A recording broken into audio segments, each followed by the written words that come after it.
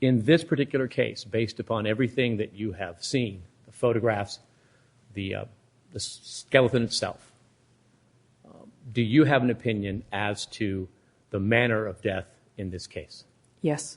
What is that opinion? Homicide. What do you base that on? It's based on three main items.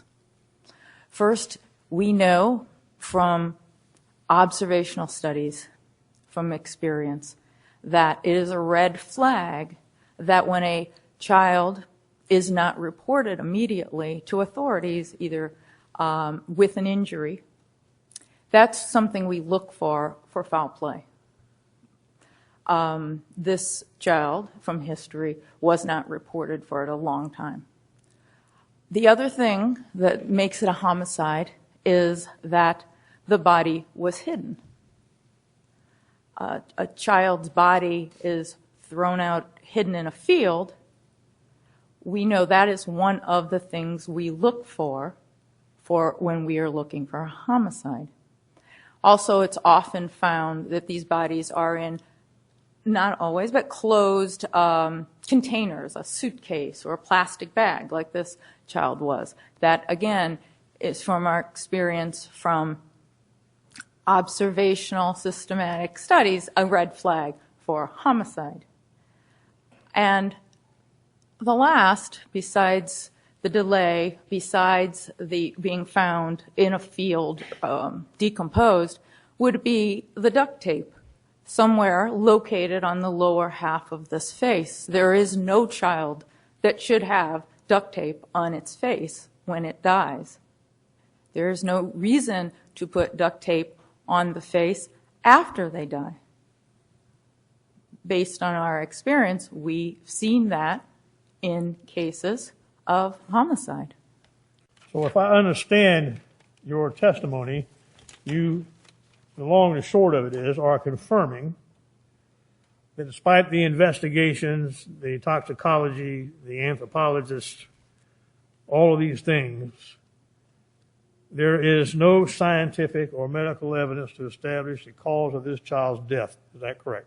The means of the homicide could not be determined. And you determined to call it a homicide as opposed to an accident or indeterminate? The circumstances of death and did not fit anything but a homicide. The circumstances? Yes, the way the body was found. Okay. And not I know reporting that. the body. And also what Detective Melich told you.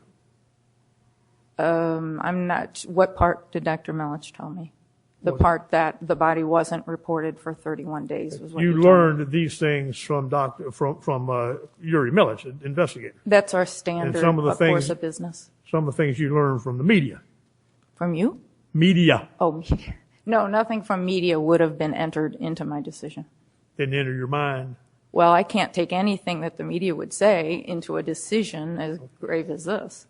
So the bottom line is, when you say, and you place the label homicide, the indeterminate means, you're saying that circumstantial evidence to you says that it probably was a homicide.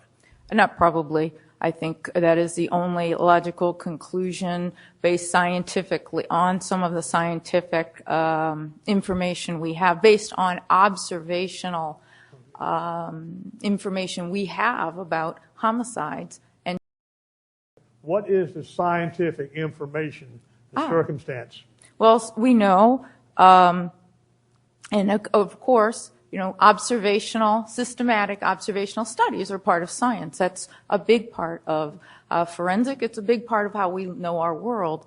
We look at all the accidental drownings, for instance, in my jurisdiction. We systematically went through those. 100% EMS is called immediately when the child is found. Well, that has nothing to do with this case, does it, Dr.? Oh, no. Argumentative. Sustained. Okay. Go ahead, Doctor. It absolutely has something to do with this case. Every death I investigate has to put into the circumstances of death. You can never, ever determine a manner of death except in very rare instances, just on examining the body. And so it always has to. So we need to know how usually deaths occur. So we have to know, and there's scientific studies in peer-reviewed literature about some of the red flags for homicide. Objection to the bolstering. She's now talking about studies. We don't have them. Overruled.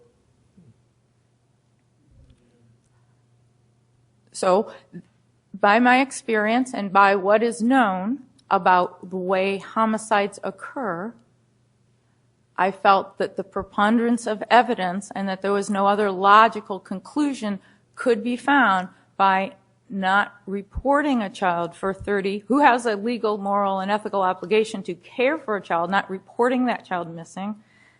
The fact that it's tossed in a field to rot in bags is a clear indication that the body was trying to be hidden.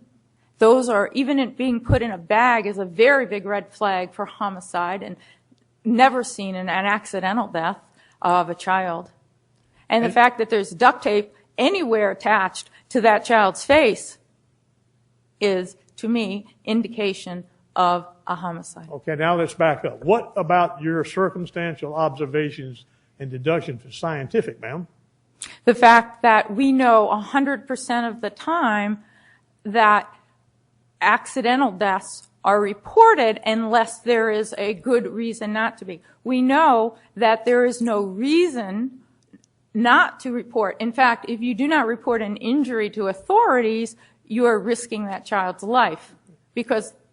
So we know that's partly behavioral science. And we know in all of the cases that come through our morgue that accidents are 100%, particularly on children, are reported unless there is a good reason not to. So you're trying to tell this jury 100% that there's no way that this death could have been accidental? No, I said 100% of the time, let's say on a systematic review of drownings, it's one of the more common accidents, 100% of the time when the person finds the child, they call 911 because there is a chance that that child might live.